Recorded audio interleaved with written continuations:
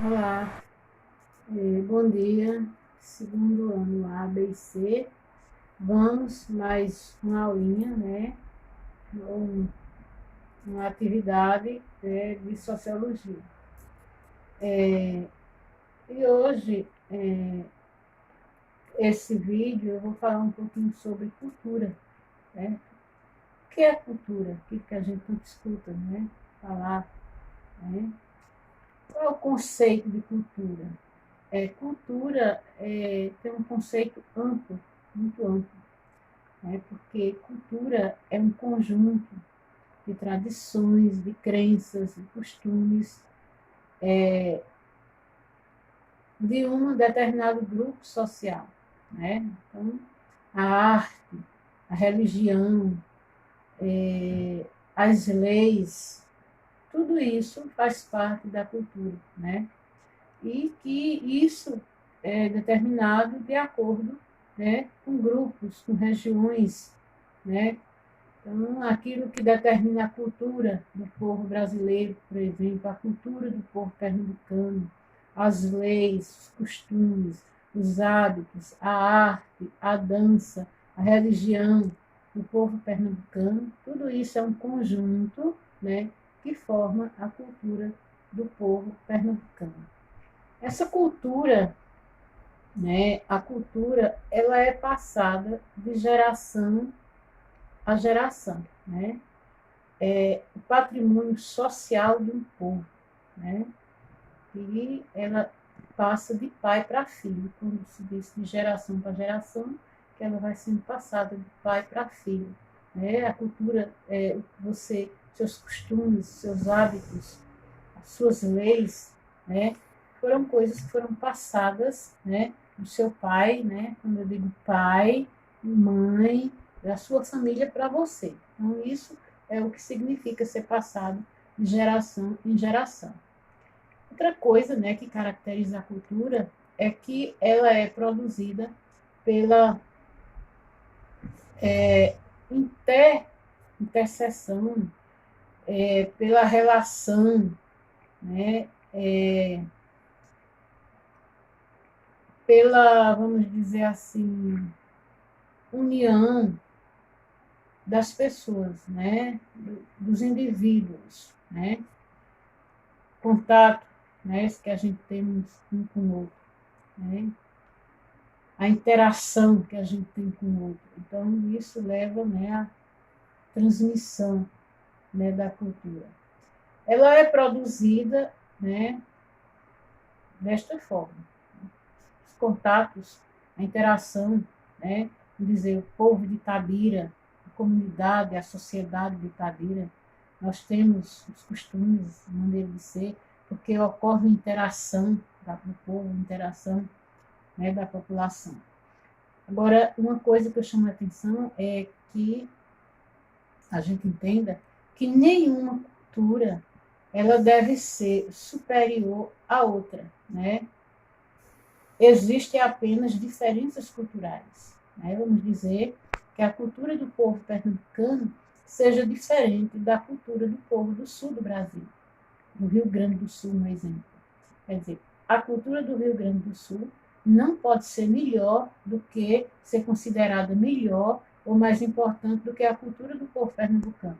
Existem diferenças, ou seja, hábitos que o povo pernambucano tem que não é hábito do povo do Rio Grande do Sul.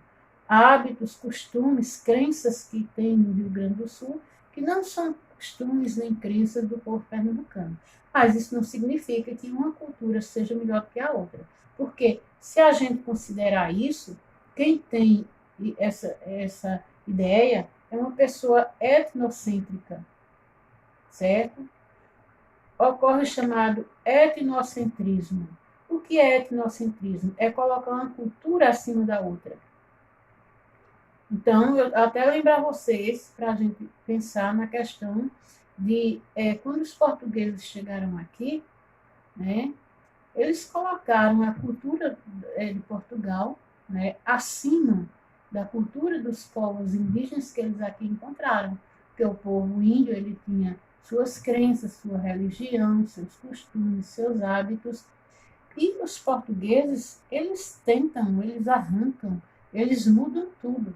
Por quê? Porque eles colocaram a cultura deles acima da cultura do nativo, certo? Então, isso ocorreu o quê? Ocorreu o chamado etnocentrismo, certo? Quais são os tipos de cultura? Existe a chamada cultura de massa, certo? Cultura de massa é aquilo, é quando ocorre, né, ou quando o ponto de partida atinge a mídia.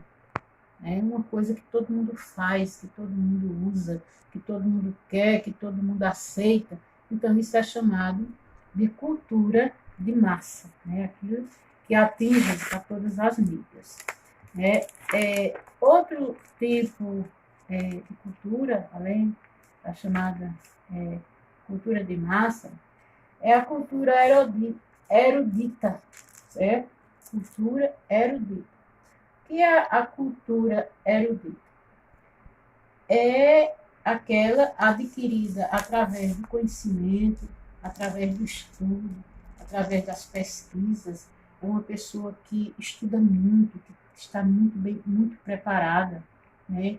É a chamada cultura erudita, né?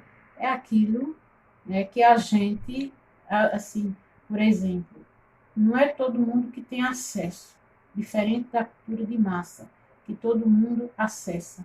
A cultura erudita não é todo mundo que tem acesso. Um exemplo,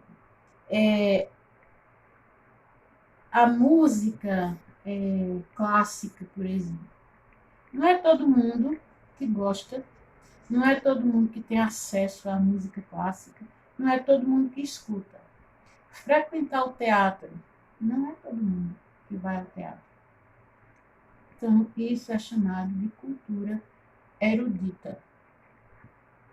A cultura ela pode ser material e imaterial.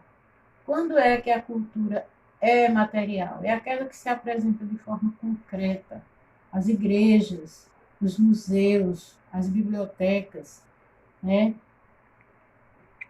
Quando você vai à igreja, quando você vai a um teatro, né? Um museu, visitar um museu, né? Fazer uma visita a um museu, a uma biblioteca, então você está se utilizando de uma cultura material que está concretizada ali. A cultura imaterial são de saberes, tradições, hábitos, costumes. Então, é aquilo que a gente não consegue pegar, mas a gente tem o hábito, a gente tem o costume, a gente tem acesso, lida, né? São as nossas tradições. Então, isso é chamado de cultura imaterial. A cultura, ela pode ser organizacional, certo? São os padrões, a organização de uma empresa, né? Uma empresa se organiza, tem seus padrões, tem seu jeito de caminhar, né? Seu jeito, né, de liderar. Então, isso é uma cultura organizacional. A cultura ela pode ser corporal, que é a cultura de danças, de jogos, né? O que é que caracteriza, ou quais são as características da cultura? Ela é um conjunto de saberes, né? Como eu já disse a vocês, é um conjunto de saberes, né?